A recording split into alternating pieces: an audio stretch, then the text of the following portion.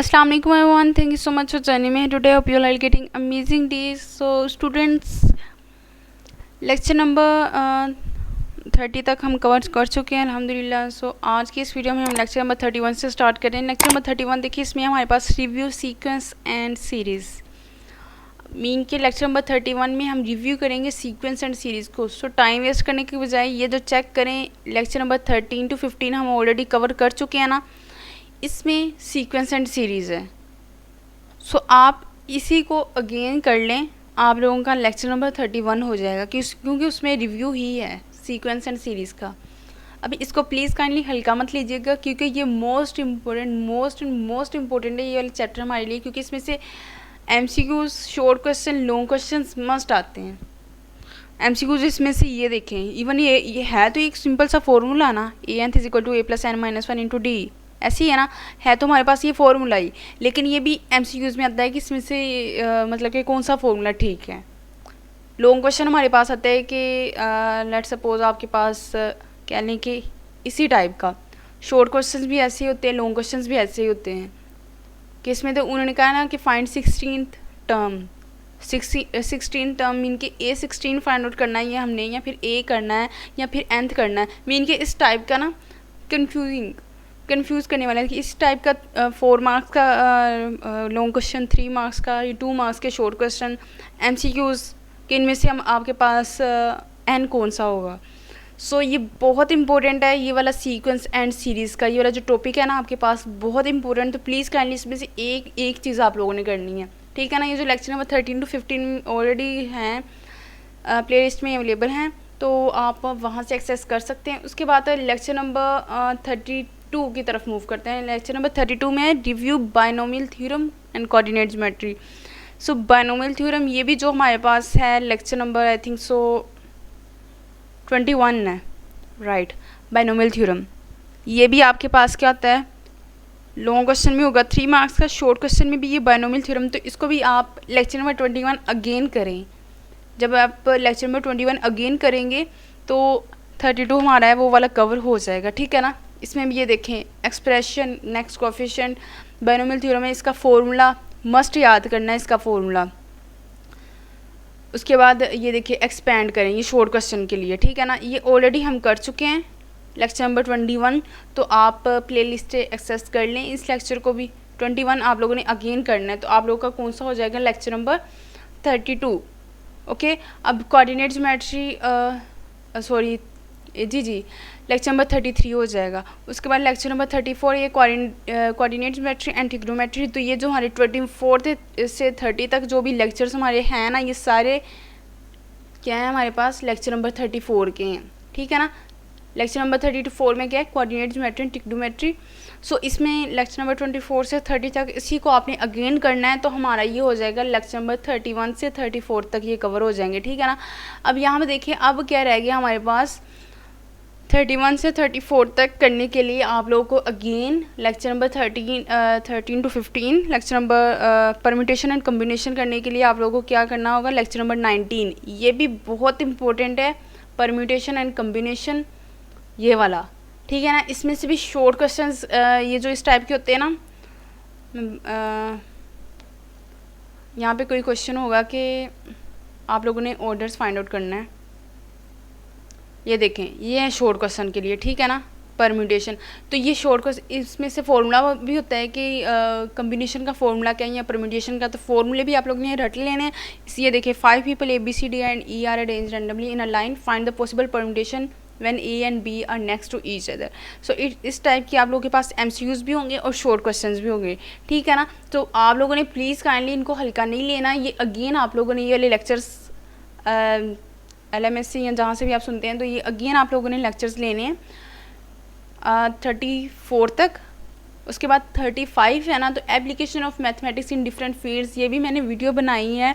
इसका आप ये देखिए लेक्चर पे जाके ना आप सो यहाँ पे ये देखिए चैनल पे जाके वीडियोस में जाके यहाँ पे ये वीडियो अवेलेबल है, ठीक है ना। Application of mathematics in different fields, ये बाय मिस्टेक मेरे से थंबनेल कोई और लग गया था, तो ये है application of mathematics in daily life, या कुछ भी आप सर्च करके या ये चैनल पे जाके वीडियोज़ में ये है।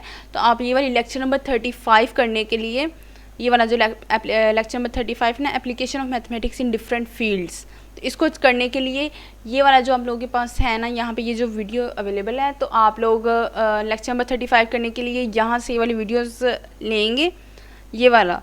तो उसके बाद ये हो गया हमारे पास लेक्चर नंबर 35 तक, ठीक है ना, कोई कन्फ्यूजन नहीं है ना। ये देखें लेक्चर नंबर 35 तक हमारा कवर हो गया है। 35 करने के लिए ये भी आप लोग के पास 5 मार्क्स का भी आ सकता है। आई डोंट रिमेंबर कि मैंने ये कहाँ पे, आई थिंक या तो फिर ये जीडीबी में एमडीबी में आया होगा मे बी, क्योंकि ये क्वेश्चन भी आया था। अब मुझे याद नहीं लॉन्ग क्वेश्चन 4 मार्क्स का था, 3 का या 5 का था।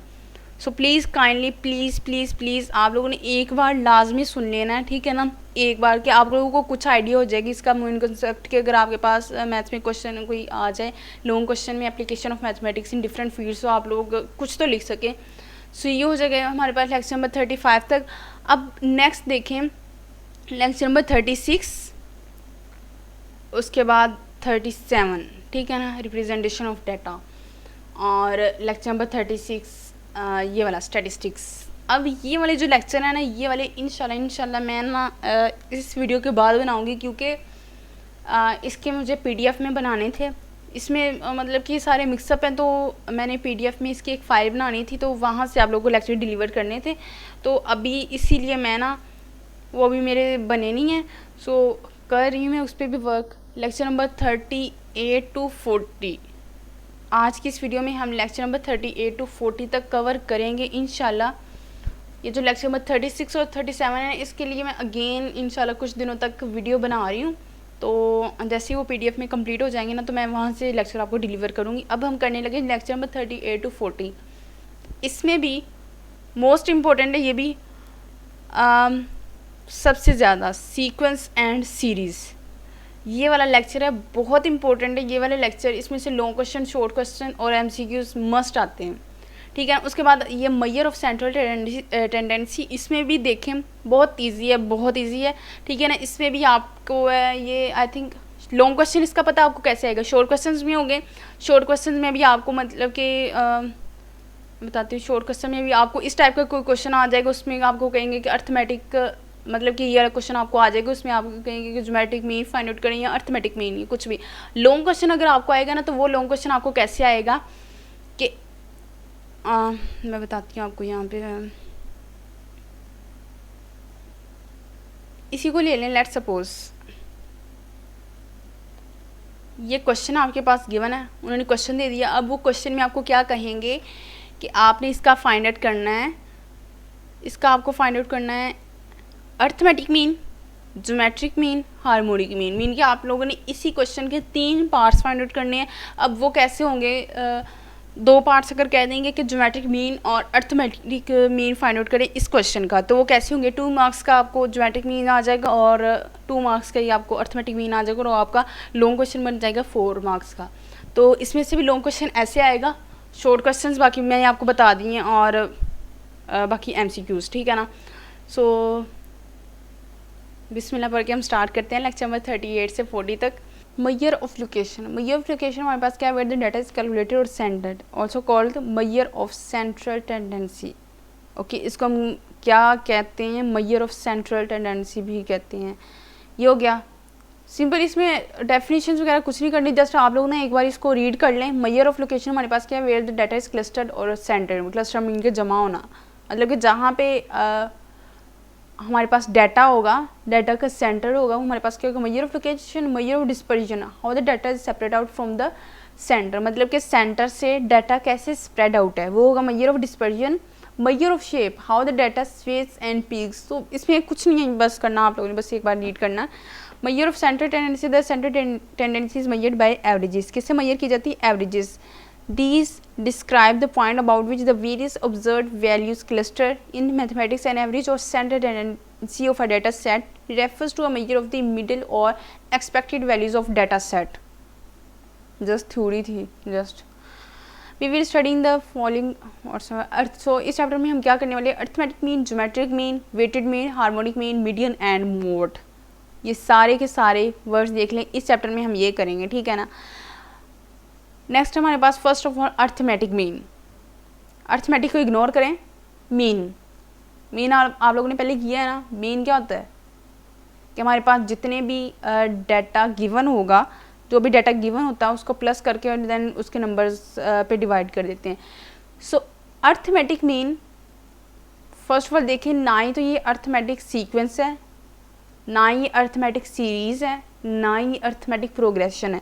ये क्या है, अर्थमेटिक मीन।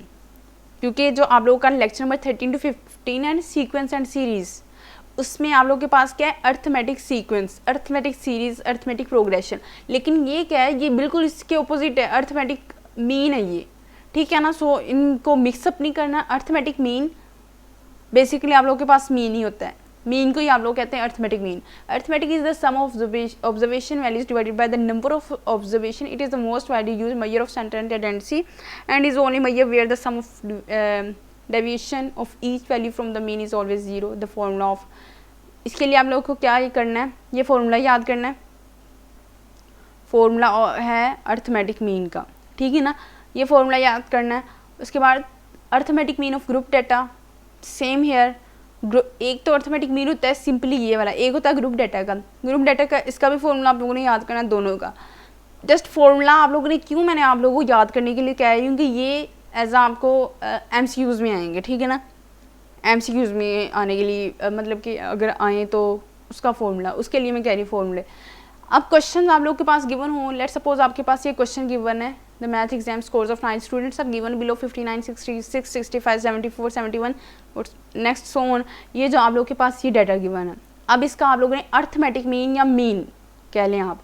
अगर आपने इसका अर्थमेटिक मीन या मीन निकालना है तो इसको देखें, जितने भी ऊपर वैल्यूज इन सबको प्लस करें, डिवाइडेड बाय कितनी है वैल्यूज, कितनी 1 2 3 4 5 6 7 8 9, टोटल कितनी है 9 है ना, डिवाइडेड बाय 9 और आगे उसका आंसर आ जाएगा। जब आप डिवाइड करेंगे 9 से 68 आ जाएगा। ये हमने क्या कर लिया, अर्थमेटिक मीन। मुश्किल था बिल्कुल भी नहीं।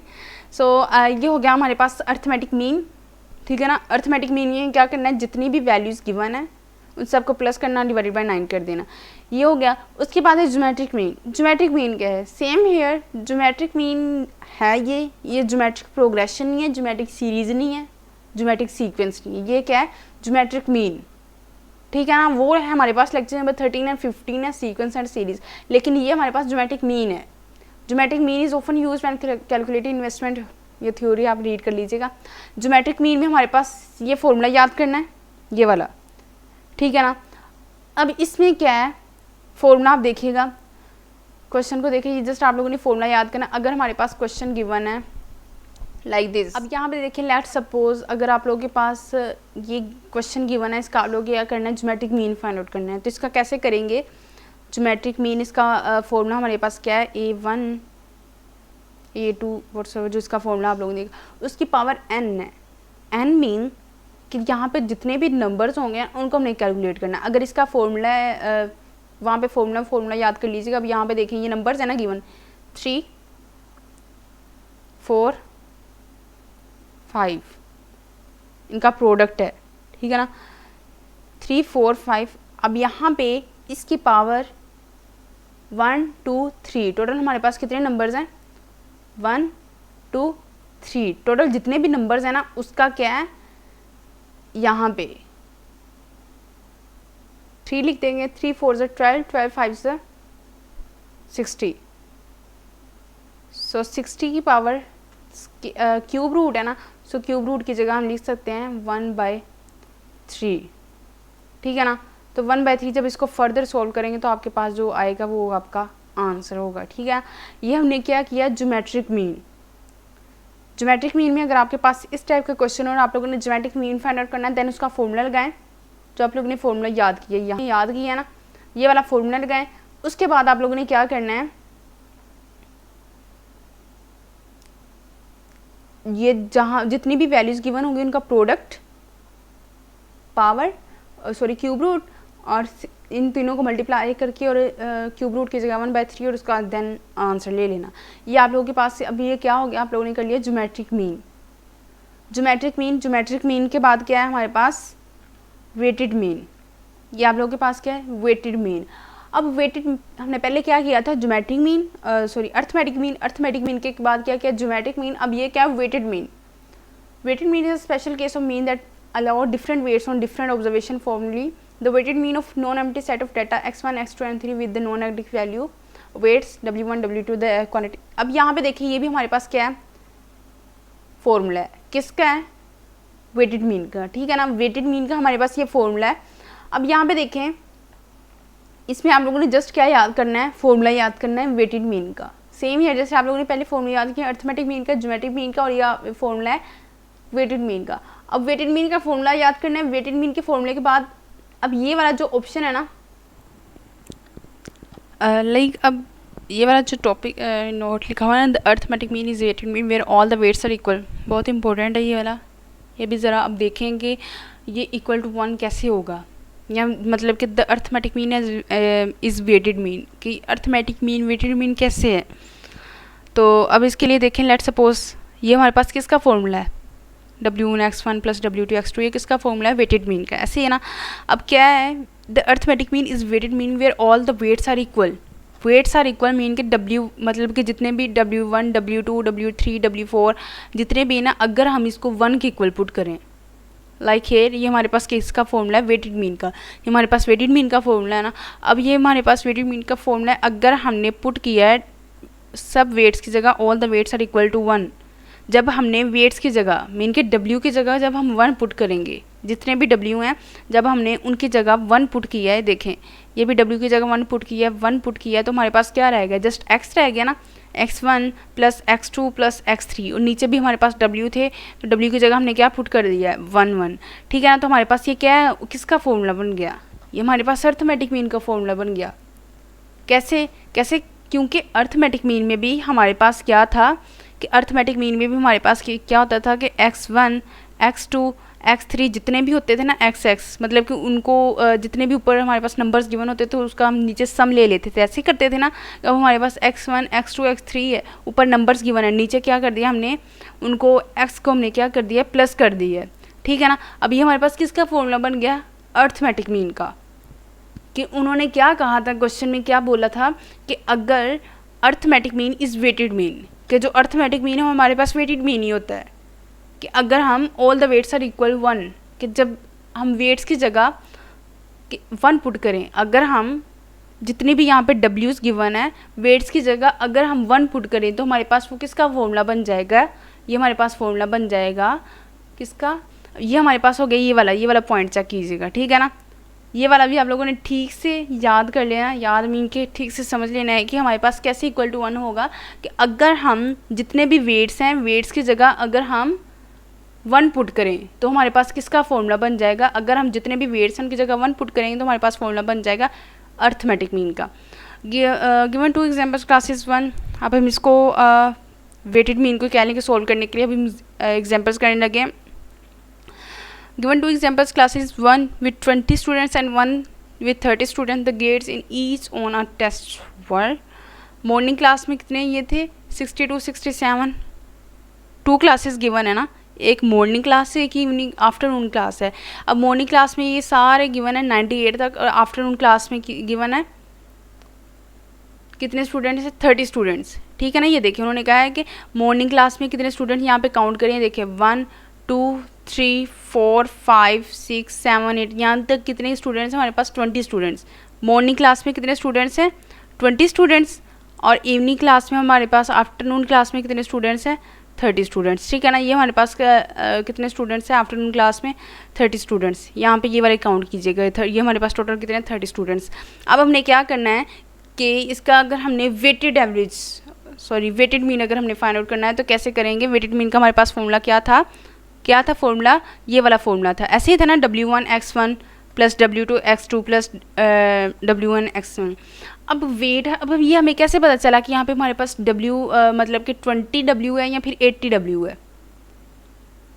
80, ये देखें the straight average of 80 and 90 is 85, the mean of two classes is mean के what is the average of school of all the student, the average for the morning class, मतलब कि मॉर्निंग क्लास की average हमारे पास कितनी है 80 है, और afternoon class की एवरेज हमारे पास कितनी है 90 है, ठीक है ना। अब ये हमें कैसे पता चला कि इसमें से हमारे पास W कौन सा X1 कौन सा। अब लेट सपोज क्लास के जो स्टूडेंट्स हैं वो हमारे पास वेट ही है ना, मीन के ये जो क्लास में जो स्टूडेंट्स हैं वो हमारे पास वेट ही है ना, तो मीन के जो क्लास के स्टूडेंट्स हैं ना इसको हम क्या कंसीडर करेंगे W, और इसको हम क्या कंसीडर करेंगे, हमारे पास वेरिएबल्स होंगे। Morning class is 80 and the average of afternoon class is 90, तो ये हमारे पास क्या होंगे, ये 80 और 90 हमारे पास क्या होगा X, ठीक है ना। 80 और 90 हमारे पास हो गया X, और ये जो हमारा होगा ना ये हमारे पास होगा W, मीन के वेट। अब फॉर्मूला हमारे पास था W1 X1 plus W2 X2, next on नीचे था W1 प्लस W2। अब वेट हमारे पास कौन सा है, ये हमारे जो जितने भी स्टूडेंट्स हैं इनका जब हमने टोटल किया या सम किया तो हमारे पास कितने थे, 20 थे। तो W1 इंटू X1 ऐसे था ना formula, W1 into X1, W1 हमारे पास क्या था 20, आफ्टर ये जो किसके थे स्टूडेंट्स, किसके स्टूडेंट्स थे मॉर्निंग क्लास के, और मॉर्निंग क्लास की ये क्या थी एवरेज, ये देखिए ये मॉर्निंग क्लास की एवरेज कितनी है 80 है ना, तो W1 इंटू X1 मीन के 20 इंटू 80 प्लस 30 इंटू 90 कैसे आया कि 30 स्टूडेंट्स, ये किसके हैं आफ्टरनून क्लास के 30, ये हमारे पास क्या W1 और सॉरी W2, और ये and the average of afternoon class, और आफ्टरनून क्लास की एवरेज हमारे पास क्या 90, ठीक है ना 90, तो ये क्या हो गया हमारे पास X2, तो ये क्या हो गया plus W2 into X2 divided by W1 plus W2, W1 हमारे पास क्या है 20 एंड W2 हमारे पास क्या है 30, तो 20 प्लस 30 50। नेक्स्ट जब हमने इसको फर्दर सोल्व किया तो हमारे पास 86 आ गई। ये आपके पास ये वाला कीजिएगा, ठीक है ना, ये वाला रहने दो क्योंकि हमने तो फॉर्मूले का कोडिंग करना है ना। अगर हमारे पास शॉर्ट क्वेश्चन आ जाए तो सबसे पहले स्टेप क्या करना है कि जो हमारे पास फॉर्मूला गिवन है फॉर्मूला लिखना है, उसके बाद इसको फॉर्मूले को बिल्कुल फॉलो करके ये वाला इस मेथड से आप लोगों ने क्वेश्चन सोल्व कर लेना है। तो हमारे पास क्या हो गया वेटेड मीन। अब हमने कहाँ तक कर लिया arithmetic mean, geometric mean, weighted mean. अब हमारी बारी है हार्मोनिक मीन की। हार्मोनिक मीन हमारे पास अब ये जो ये वाले हैं ना arithmetic progression, geometric progression, harmonic progression आप लोगों ने किया था ना, ये आप लोगों के पास होगी 9th क्लास की आर स्टूडेंट्स का लेक्चर नंबर 7 है, ठीक है ना। वहाँ से भी आप एक्सेस कर सकते हैं, वो एक बार मतलब कि उसमें बेसिक कॉन्सेप्ट्स हैं तो आप वहाँ से भी ले सकते हैं। एक बार उनके जो बुक्स हैं वो रीड कर लें तो आपको काफ़ी हेल्प मिल जाएगी। अब यहाँ पे हार्मोनिक मीन है। Harmonic mean is often used by investors to find the average cost of shares purchase और सेवर। अब हार्मोनिक मीन बेसिकली ये रीड कर लीजिएगा आप थ्योरी। तो हार्मोनिक मीन बेसिकली हमारे पास क्या है, रिवर्स है अर्थमेटिक मीन का, अर्थमेटिक का। सो जो हमारे पास अर्थमेटिक मीन होगा ना उसका रिवर्स हमारे पास क्या होगा, उसका अर्थमेटिक मीन का सॉरी हार्मोनिक मीन का हमारे पास रिवर्स होगा अर्थमेटिक मीन। अब यहाँ भी देखिए ये फॉर्मूला है सेम है, आप लोगों ने फॉर्मूला याद करना। अर्थमेटिक मीन में हमारे पास क्या था डिवाइडेड बाय n होता था ना, x1 plus x2 plus x3 so on then divided by n। लेकिन हार्मोनिक क्या है इसका रिवर्स है n divided by 1 divided by x1 plus 1 divided by so on. अब यहाँ पे देखिए क्या था, this is the arithmetic mean. Arithmetic mean में हमारे पास क्या था 40 plus 60 plus 2 40 plus 60 divided by 2, मतलब कि ये देखेंगे टाइम गिवन है 40 kilometre per hour and half time at 60 मतलब कि दो वेरिएबल्स गिवन है x1 और ये हमारे x1 हमारे पास क्या है 40 और x2 हमारे पास क्या 60। तो 40 प्लस 60 डिवाइडेड बाई 2 तो ये हमारे पास सिंपली मीन के अर्थमेटिक मीन आ गया। लेकिन जब हमने इसी को हार्मोनिक मीन में मतलब कि हार्मोनिक मीन का उन्होंने कहा हो तो हार्मोनिक मीन में कैसे करेंगे, हार्मोनिक मीन में हमारे पास देखें 2 मीन के नंबर्स है ना, यहाँ पे अर्थमेटिक मीन में डिवाइडेड बाय 2 है ना। अब इसमें क्या है 2 डिवाइडेड बाय ये जो 40 और 60 गिवन है ना, तो क्या करना है 1 divided bye 40 plus 1 divided bye 60। तो जब हम इसको सॉल्व करेंगे तो हमारे पास आंसर आएगा 48 पर आवर। ओके, ये हो गया हमारे पास अल्हम्दुलिल्लाह हार्मोनिक मीन तक। अब देखिए median is the median value. अब इसमें से देखिए मीडियन और मोड रह गया बस। मीडियन क्या है, median is the median value of observation such that the numbers of observation above it is equal to the number of observation below it if the number of values n is even. अब इसमें जो basically जो main आप कह लें MCQs के लिए MCQs के लिए मोस्ट इंपॉर्टेंट है. n is odd then the median is middle value. If n is even then the median is the average of middle of two values. अब इसका क्या मतलब है, इसको हम देखते हैं अभी. अब स्टूडेंट्स यहाँ पे देखें, let suppose if n is odd, इसका मतलब क्या है कि जो हमारे पास नंबर्स गिवन होंगे अगर वो ओड हों. ओड कैसे, ये क्या है 1 2 3 4 5, मीन के जितने भी यहाँ पे हमारे पास नंबर्स हैं n गिवन है वो कितने हैं 5 है ना, तो 5 क्या है ओड है. अब इसका हमारे पास मीडियन हम कैसे निकालेंगे, इसका मीडियन हमारे पास हो गया, देखें इस साइड से भी 2 इस साइड से भी 2, तो मिड वाला जो हमारे पास रह गया, मिड वाला पॉइंट हमारे पास क्या रह गया 4, ठीक है ना. तो इट्स मीन के ये जो हमारे पास मीडियन क्या होगा इसका मीडियन हमारे पास क्या होगा 4, ठीक है ना. अब ये हमारे पास आया 4 इज़ द मीडियन. ये किसके लिए, if n is odd, if n is odd. अब ये देखिए क्वेश्चन में उन्होंने आपको हैंडआउट्स में यही ना कि if the number of values n is odd then the median is the middle value, median is the middle value. Mean के जो मिड वाली अगर हमारे पास n ओड होगा तो इसकी मिडल वैल्यू हमारे पास क्या होगी, सॉरी मीडियन हमारे पास क्या होगा इसकी मिडल वैल्यू. तो अगर लेट सपोज अगर हमारे पास if n is even mean के हमारे पास ये जो नंबर गिवन है 1 2 3 4 5 6. अब यहाँ में हमारे पास जो n है, जो नंबर्स गिवन है वो कितने हैं 6 क्या हमारे पास इवन है ना. अब 6 इवन है जब हमारे पास, मीन के अगर इफ़ n इज़ इवन, अगर हमारे पास जो n है वो इवन हो तो फिर क्या होगा, इस साइड से भी हम उतने ले लें 2, इस साइड से भी 2. अब ये देखिए अब इसका मिडल पॉइंट क्या होगा, मिडल पॉइंट मीन कि इसका मीडियन क्या होगा, इसका मीडियन क्या होगा अगर हमारे पास दरमियान में 2 आ रहे हों. मीडियन तो वही होता है ना, इसका मीडियन तो वही होता है ना जो मिड वाला पॉइंट होता है, ऐसे ही होता है ना, मीडियन वही होता है जो हमारे पास मिड वाला पॉइंट होता है. अब इसमें तो मीडियन क्लियर था कि मिड वाला पॉइंट इसका हमारे पास 4 है, तो इसका मीडियन हमारे पास क्या होगा 4 होगा. अब इसके मिड में तो 2 पॉइंट आ रहे हैं, अब इसको हम कैसे कहेंगे कि इसका मीडियन कौन सा है 4 है या 5 है. तो इसके लिए जब हमारे पास इस टाइप की सिचुएशन आ जाए तो हमने क्या करना होता है, दोनों मिड वाले पॉइंट्स को 4 + 5 डिवाइड बाय 2, 4 + 5 हमारे क्या हो गए 9 डिवाइड बाय 2. तो ये हमारे पास क्या हो जाएगा median if n is even. तो उन्होंने यहाँ पे भी यही कहा है कि if n is even then the median is the average of middle of two values. Average उन्होंने कहा है कि अगर हमारे पास मीडियन इवन होगा तो मीडियन इसका हमारे पास मतलब कि मीडियन अगर हमारे पास 2 आए, 2 नंबर्स आए तो इसका मीडियन हमारे पास क्या होगा एवरेज ऑफ 2 वैल्यूज़. ये हमारे पास 2 वैल्यूज़ थी ना 4 और 5, तो इसका एवरेज हमारे पास क्या होगा, इसका मीडियन हो गया.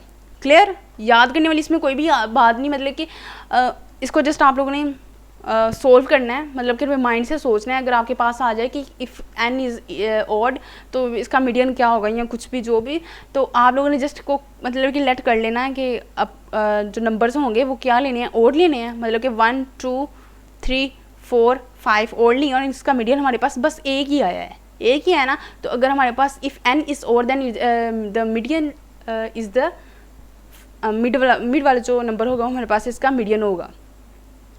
अगर हम ये हमारे पास हो गया, जस्ट इतना ही था मीडियन का और मीडियन को कॉन्सेप्ट कि if n is even then the median is the odd, then the median is the middle value. If n is even then the median is the average of middle of 2 values. मतलब कि जो mid वाली दो values होंगी उनका average होगा. अब same year median of the group data, इसमें आप लोगों ने ना कोई इतना मतलब कि कह लें कि इतना इम्पोर्टेंट नहीं है, हाँ व्यू वालों का पता भी नहीं अगर उनका तो आप लोगों ने मतलब कि इसमें आप लोगों ने फॉर्मूला याद करना है. ये सारे हैं median of group data, mode of group data, मतलब कि ग्रुप डाटा है ना, जो इसके जो आप लोगों ने फॉर्मूले याद करने हैं, फॉर्मूले याद करने और देखना है. एल नोट हमारे पास क्या है, lower class boundary of median class. H हमारे पास क्या है, width of the median class. F note हमारे पास क्या है, frequency of median class. F हमारे पास क्या है, कम्युलेटिव फ्रीक्वेंसी ऑफ मीडियन. तो आप लोगों ने जस्ट यही याद करना है फॉर्मूला, और ये जो फॉर्मूला बेसिकली फॉर्मूला याद करना है. और फॉर्मूले में जो L naught h F note use हुआ है वो एफ नोट क्या है हमारे पास, एल नोट क्या है, ठीक है ना, मीडियन ऑफ ग्रुप डाटा. तो इसमें ये जस्ट अब मोड क्या है, मोड सिंपली मोड हमारे पास क्या है, बार बार आने वाली, मतलब कि मोस्ट रिपीटेड वैल्यू कि जो अगेन एंड अगेन आए, मतलब कि जो सबसे ज़्यादा बार आए वो हमारे पास क्या होगी, मोड होगा। अब यहाँ पे देखें 1 हमारे पास एक ही बार आया, 2 हमारे पास 2 बार आया, 3 हमारे पास 3 टाइम्स आया, 4 हमारे पास अगेन एक ही बार आया। तो इसमें सबसे ज़्यादा बार क्या आई है, 3 आया ना। तो इसका हमारे पास जो मोड होगा वो हमारे पास क्या होगा, 3, ठीक है ना। जो ज़्यादा बार है वो हमारे पास मोड होता है। Again here mode of the group data, इसके लिए आप लोगों ने फॉर्मूला याद कर लेना। तो ये माशाल्लाह से हो गया हमारे पास, क्वेश्चन सोल्व हमने कर लिया है माशाल्लाह से। हमारा लेक्चर कंप्लीट हो गया, ये वाला मोड तक ही था। तो कुछ भी नहीं, बस आप लोगों ने ये याद करना है, ठीक है ना। अब यहाँ पे देखिए ये लास्ट वाला एग्जांपल था, consider 2 sets of data A and B. हमारे पास 2 सेट्स गिवन है ए और बी के, यहाँ पे 48, 52, 60, 60, 60, 68 एंड बी की। For both set of data the mean and median mode is 60। Mean के जो हमारा इसका मीन आया वो भी 60 है, जो मोड आया है वो भी 60 है, और जो मीडियन आया है वो भी 60 है। ये 60 कैसे आया, अब देखिए इसमें मीन तो आप लोग बाद में निकाल के चेक कीजिएगा। मीडियन कैसे है, मीडियन क्या होता है, इसका मिड वाला पॉइंट। ये देखें इधर से हमने 3 क्या कर लिए, साइड पे कर लिए, तो ये देखिए इधर, और ये 3 इधर हो गए, ठीक है ना। तो मिड वाला जो पॉइंट होगा वो हमारे पास क्या होगा, मीडियन। तो इसका मतलब इसका क्या हमारे पास मीडियन आया, 60 आया। अगर हम इसको